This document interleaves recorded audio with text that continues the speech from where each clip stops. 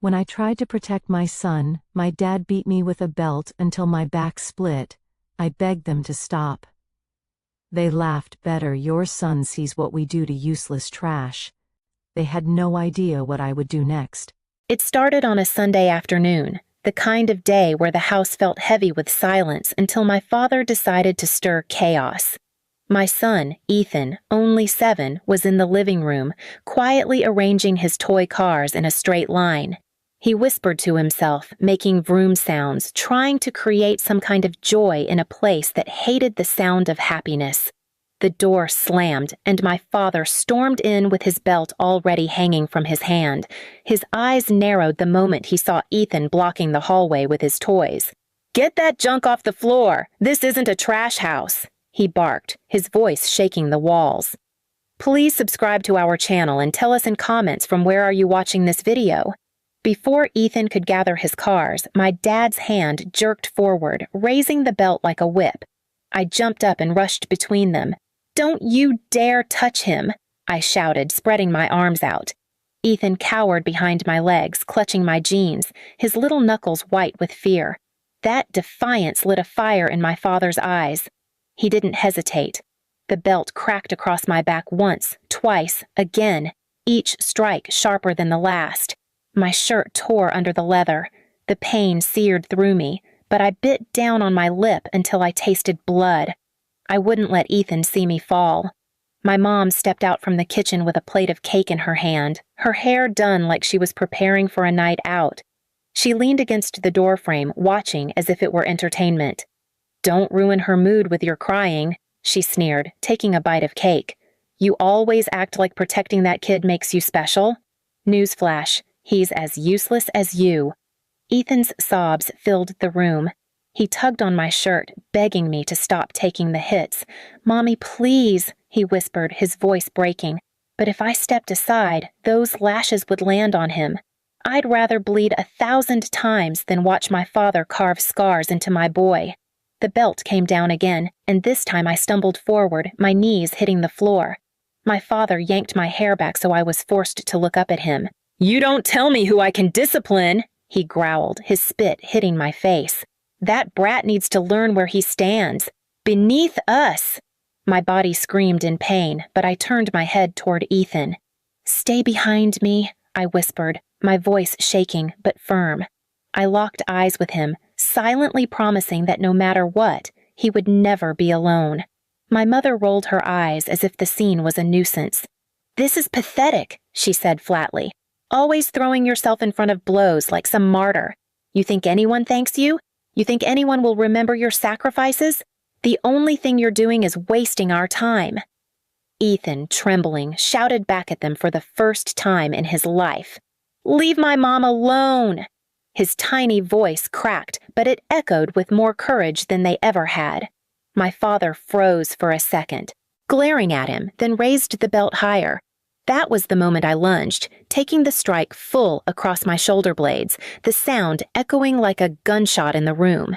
I collapsed forward, my face pressed into the carpet. My back throbbed, the skin raw, but I wouldn't let them hear me scream. Silence became my shield. My father grunted, disgusted, and tossed the belt on the table. "Pathetic," he muttered before stomping away. My mom followed him, licking frosting from her fingers, her tone casual. "Clean up your mess before guests arrive tonight?" she called over her shoulder. "I don't want bloodstains ruining the house." The front door slammed shut, leaving me on the floor, Ethan kneeling beside me. His small hands tried to lift me, his eyes wide and wet. "Mommy, don't leave me," he whispered. I forced my trembling body upright, wrapping my arms around him. My tears finally fell, but not from pain, from rage. In that moment, something inside me shifted. My parents thought they broke me with leather and words, but all they did was ignite something deeper. My back burned, but so did my resolve. I pressed my forehead to Ethan's and whispered, "They will regret this. I promise you, one day they will regret everything." The days after the belt beating blurred together in a haze of pain and silence. My back throbbed with every step, the raw cuts stinging whenever my shirt brushed against them. I couldn't bend easily, Couldn't lie down without wincing, but I didn't dare complain. In this house, pain was seen as weakness, and weakness was a weapon they used to humiliate me. Ethan never left my side. He followed me from room to room, carrying his toy cars in his little pockets, offering me the blue one whenever he noticed I was hurting. "This one's fast, Mommy," he said softly one night. "It'll take us away from here." His words hit deeper than the belt. My 7-year-old was dreaming of escape, when all he should have been thinking about was school, birthday parties, or Saturday morning cartoons. And that was the moment I realized escape wasn't just a dream. It had to become a plan. My father strutted through the house like a king on his throne. He wore arrogance like cologne, heavy and suffocating. Whenever he glanced at me, I saw satisfaction in his eyes, like he'd won some battle by breaking my skin. He didn't notice that every night, while my body healed, my mind sharpened. My mother was worse in her own way. She didn't use belts. Her tongue was sharper than any leather strap. She'd walk past me while I was cooking for Ethan and scoff, "Still hobbling? Don't make dinner taste like your pity." When I handed Ethan a plate first, she sneered, "You spoil that boy. No wonder he's weak." I bit my tongue until it bled. Every insult, every lash of cruelty I stored inside me like fuel. I stopped arguing back because rage wasted energy. Energy had to be saved for something bigger. One night, as Ethan slept beside me on the thin mattress we shared, I stared at the cracks on the ceiling and let my mind wander into dangerous territory. Revenge. Not the kind you do in a flash of anger, not screaming, not smashing dishes, not running away and hoping they'd feel guilty. My parents didn't feel guilt. They only understood power. If I wanted to shatter them, I needed to strike where it hurt most: their pride, their comfort, their control. I thought about all the ways they measured power. My father bragged about respect from the neighbors, his image as a strong provider, a man whose family knew their place. My mother prided herself on appearances, dressing up for small errands, gossiping with women who envied her perfect life. To them, reputation was oxygen. Without it, they'd choke. That was where I would strike. But first, I had to heal. Every night after Ethan fell asleep, I'd sneak into the bathroom and quietly tend to my wounds, pressing the wet cloth against the cuts. Sometimes I caught my reflection in the mirror, shoulders hunched, eyes hollow, but behind the exhaustion, I saw something new: fire. Weeks passed. My parents went on as if nothing had happened. They laughed louder at dinner, hosted card games with neighbors, paraded my sister around like a trophy. They thought my silence meant surrender. But I was building. I began keeping a small notebook hidden under the mattress. In it, I wrote everything, every cruel phrase, every slap, every time they shoved Ethan aside or denied him food. I didn't know yet what I'd do with it, but writing made me sharper. I wasn't just a victim anymore. I was documenting evidence, building a weapon made of truth. Ethan noticed me writing one night. "Is that homework, Mommy?" he whispered. I smiled faintly. "Something like that, baby." I didn't tell him it was survival. The breaking point came 2 months later. Ethan had a school play, his first time standing on stage, dressed as a tree with a cardboard trunk around his waist. He looked for me in the crowd, eyes wide with hope. But when the curtain rose, the 2 empty seats next to me spoke louder than applause. My parents had promised they'd come. Instead, they were at home, drinking wine, celebrating my sister's new hairstyle. After the play, Ethan asked quietly, "Did Grandma and Grandpa see me?" I swallowed hard, my throat burning. "No, sweetheart," I said, "but I saw you, and you were perfect." He smiled, but I could see the disappointment gnawing at him. That night, while he slept, I sat by the window and made my decision. Enough was enough. The next morning, I started small. I spoke less, watched more. I noticed my father left his wallet on the counter every morning when he shaved. I noticed my mother left her phone unlocked, always filled with gossip messages and shallow pictures. I noticed patterns: when they left the house, who they called, where they hid the money my father bragged about saving. I wasn't going to run this time. I wasn't going to beg neighbors to take us in or hope someone from outside would save us. I was going to turn their own lives against them. Every insult, every bruise, every laugh at Ethan's expense had built me into something my parents couldn't even imagine. Dangerous. Not with fists, not with belts, but with patience, precision, and rage sharpened into strategy. The fire inside me had grown too big to be hidden anymore. I pressed a kiss to Ethan's forehead and whispered, "Soon, baby. They'll never hurt you again. Not one more time." And with that, the plan began. The weeks that followed were a quiet storm. On the surface, I kept my head down. I cooked their meals, cleaned their messes, and let them believe they had won. My father strutted around with his usual arrogance, slapping my shoulder when he passed as if I were some broken dog that had finally learned its place. My mother smirked when she saw me washing dishes, whispering, "At least you're useful for something."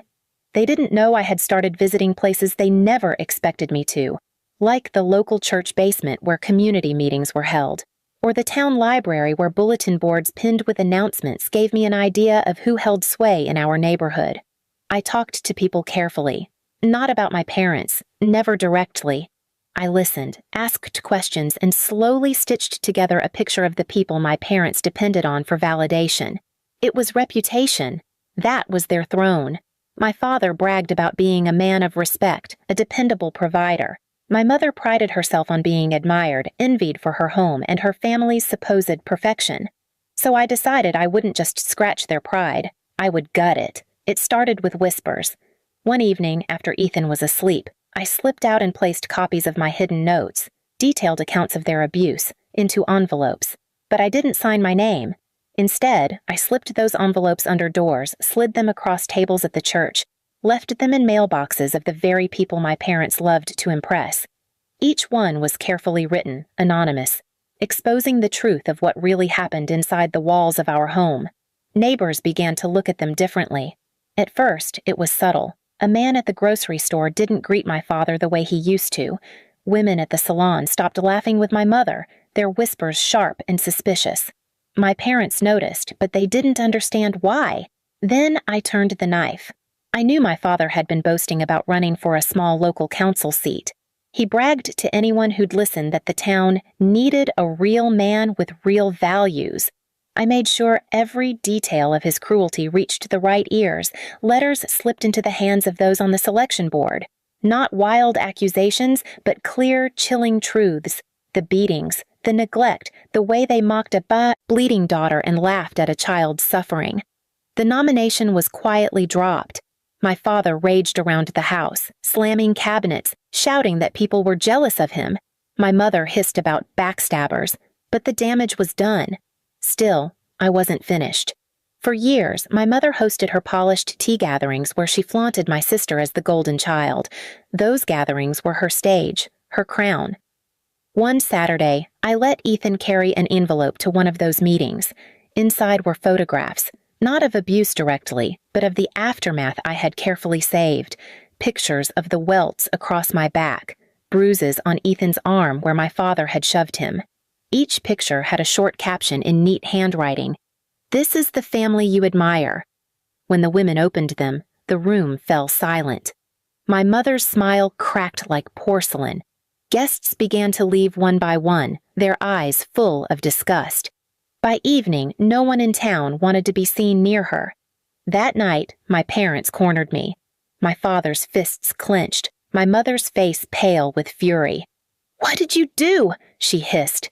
"You think anyone will believe trash like you?" I didn't flinch this time. I stood taller, even with Ethan hiding behind me. "They already believe it," I said, "and you can't take it back." For the first time in my life, my father didn't strike. He just stared at me, breathing hard, his face twitching with rage, but his power gone. My mother looked like a queen stripped of her jewels. The silence that followed was the sweetest sound I had ever heard. They tried to salvage their pride in the weeks after, but everywhere they went, they carried shame on their shoulders. No invitations, no friendly greetings, no admiring glances, just cold stares and whispers. Their throne had crumbled. Years later, when Ethan and I had built a quiet life far away, my parents came knocking. They had grown smaller, desperate. My father's voice cracked when he begged for me to talk to people, fix the lies. My mother's hands trembled as she muttered, "We need you, just this once." I looked at them the way they once looked at me, like they weren't worth the air they were breathing. And I shut the door. Revenge hadn't come with shouting or fists. It came with silence, with carefully chosen truths, with stripping them of the only thing they valued more than control, their image.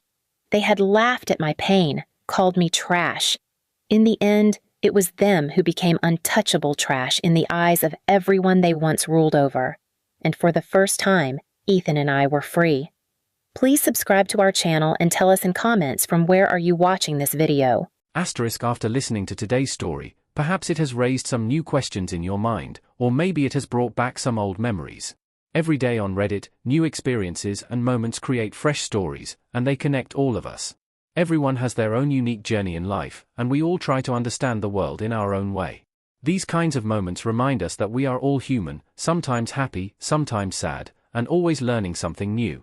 If you enjoyed this story, feel free to share it with your friends. Your thoughts and feedback are always valuable to us, as they motivate us to create even better content. Every story has its own unique angle, and our goal is to understand everyone's perspective and make our content diverse and relatable. Stories like these help us realize that life's journey is different for everyone, and by hearing other stories, we learn something new. You can also share your own stories with us. Your experiences are valuable to us as well, and if you enjoyed this video, please leave your feedback. We aim to create content that brightens your mind and gives you new ideas every time. If you've already seen this video before, your feedback is still important. With every piece of feedback, we can improve our content and bring a new perspective to our viewers.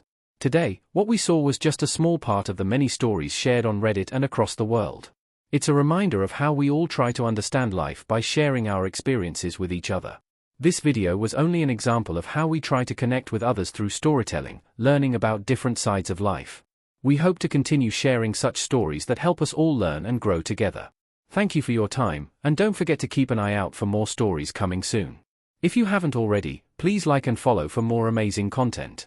Your support keeps us going, and we will strive to bring you more thought-provoking and heartwarming stories. Until next time, take care and stay curious. **